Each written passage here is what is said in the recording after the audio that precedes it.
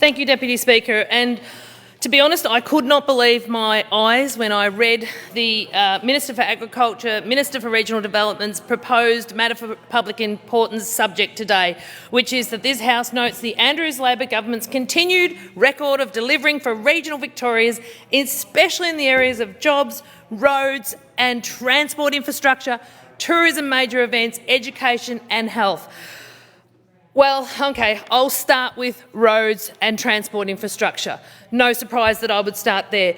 This is after last week when we had the minister who's sitting at the table today, the Minister for Roads, get up and talk about the great work he is doing delivering for regional Victorians on roads. That is so deluded. That is laughable if it wasn't so serious. That is so out of touch. And you know what? I don't have to say anything because the community around me are saying so much. I am inundated with people talking about how bad our roads are, how disastrous our roads are, how big the potholes are.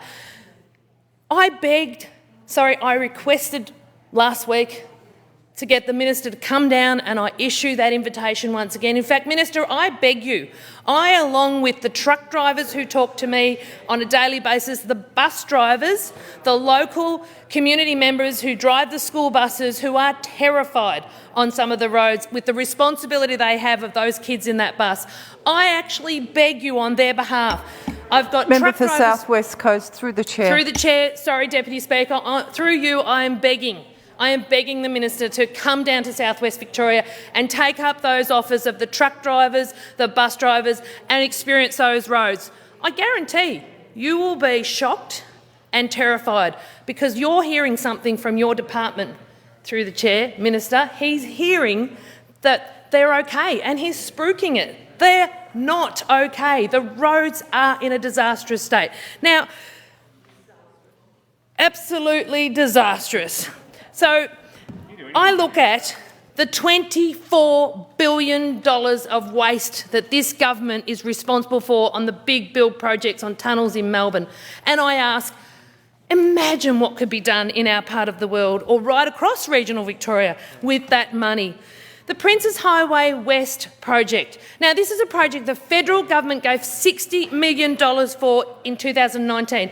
If this government cares about regional Victoria, why is that money still sitting in the coffers and not being used to fix the Princes Highway West now? Go and have a look at the Illawarra part of that road. It's literally cracking apart. It's so bad. So the government was brought kicking and screaming to the party to actually add some money to those coffers, a measly amount, nowhere near 60 billion, but yet still nothing started. And I heard from Regional Roads Victoria just recently they don't even think they're going to start that project until at least 2023-24. This government has no interest in regional Victoria, and the community know it. They know that when this government runs out of money, regional Victoria get even less. So I cannot believe this government thinks it's worth spruiking about the great work they're doing in regional Victoria, delivering on roads and transport infrastructure. So out of touch, so deluded. Come and talk to the people. You'll figure it out pretty quickly. So I might then move on to health, but I'm going to start with ambulance because I literally just received this email. And this is an email from Nicole in Portland. Hi, Roma. I'm writing this while sitting in Portland Hospital waiting on an X-ray result for my boy. The reason I'm writing to you is because this is the second time in 3 months where my kid has had a pretty bad accident at school, and it's the second time my child's school rang for an ambulance to have no ambulance arrive. After the last accident in November, my son ended up having to be transported to Warrnambool via ambulance for surgery, but no ambulance showed at the school for him. The hospital staff in both Portland and Warrnambool were very mad at this due to his injury. He had to endure an extremely rough ride to Portland Hospital, there those roads again, with no pain relief, same as today. After the first incident, I got in contact with Ambulance Victoria and the school, and each was blaming each other. This time I've decided to bring it straight to your attention as I want protocols changed so no other child has to go through what my son has on 2 occasions in Portland. That's right now. She's sitting in A&E right now with her child. So this is happening all the time. I've already talked in the parliament about ambulances not arriving. These are the sorts of things that we in regional Victoria are experiencing all the time. And this government will say, oh, we're building a hospital in Warrnambool. Well, how hard did we beg for that? It was way past needed. It wasn't wanted. It was needed. It's good governance. It had to do it. That's government's role. But now we find out that it's going to be late. It's not even started and they're not going to be able to deliver on time in 2026. It's now 2027. And not only that, the waiting lists have blown out from 85 days to 218 days. That's those waiting lists caused by this government's mismanagement of underfunding Victorian health, which is a productivity report statement, not me, and this has been happening since before the pandemic, that Victoria has the least funded health system in anywhere in this nation. And we're starting to find out where the money's coming from for these things like our hospital. The social housing issue in Warrnambool is massive.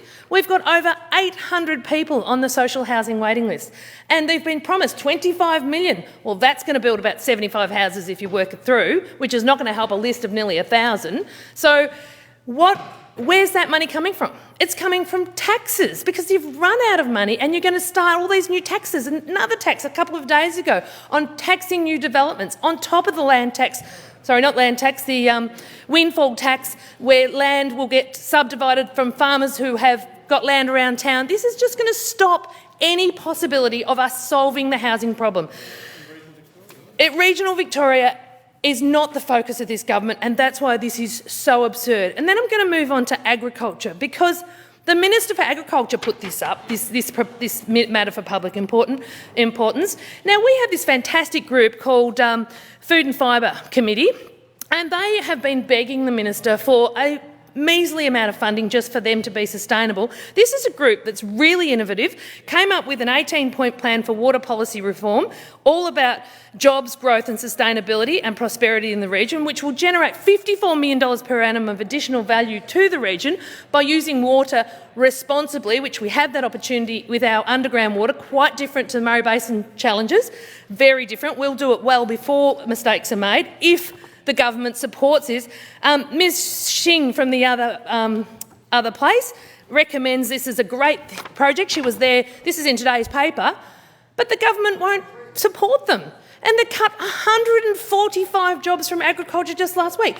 Agriculture is the industry that will recover and rebuild this state. We've got a world demanding food, and we've got a state with a food bowl with potential to grow, and this government is sitting there going, we're supporting regional Victoria. No, you are missing opportunities. You are failing regional Victorians. You are absolutely deluded and totally missing the opportunities that are there for the taking. In November, there is a big decision for... Point of order, member for Yan Yan. Just like the previous opposition speakers, they are not confining their comments to through the chair and using the pronoun you. It is disrespectful, and I ask you to draw the member to the appropriate conduct of the House. Member for South West Coast, through the chair, and any reflection on the chair when you say you or your is a reflection on the chair. So I ask you to refrain from that. Thank you, I will. I am quite emotional about this because I'm very passionate about regional Victoria. I'm very passionate about the roads and the state they're in. So my apologies if disrespect has been shown. That's not my intention. And in November, I'll go back to, is a very, very important decision, and regional Victorians will be making that decision. And if there's only one thing I think they'll be voting on very, very seriously, will be the fact that this government for the last 17 of the last 21 years has let Victorians down. Their roads are dangerous. Their kids are learning to drive on these roads. They're worried about their families. They're getting frightened to go out at night on these roads. It is so serious that these decisions by this government to spruik and say they're doing a terrific job on our roads is so out of touch. Please, Minister, take up my offer. Come and sit in a truck. They'll take you for a drive. They'll be respectful. Please, please take up this offer. South West Victorians, plenty of truck drivers lining up asking me to issue this invitation, and you'll be shocked. Again, member for South West Coast, my apologies. Through the chair. My apologies. Through the chair, I issue an invitation to the minister to come down to South West Victoria and sit in one of those trucks or next to the school bus driver, and I'm pretty confident that he'll be shocked.